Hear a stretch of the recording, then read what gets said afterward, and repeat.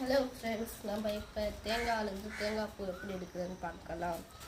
இது வந்து மண்ணில் ஊண்டி வச்சா மரமாக போயிடும். இதுலேருந்து நம்ம தேங்காய் பூ எடுக்க போகிறோம். இது நம்ம நார்மலாக தேங்காய் உரிக்கிற மாதிரி தான் உரிக்கணும்.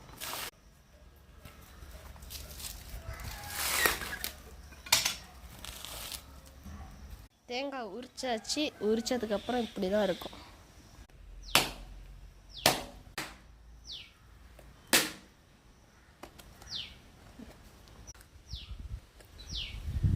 இதுதான் தேங்காய் பூ.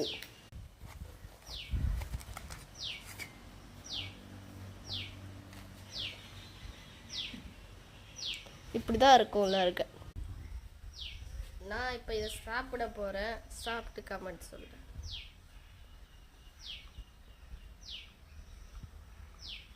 நல்லா ஸ்வீட்.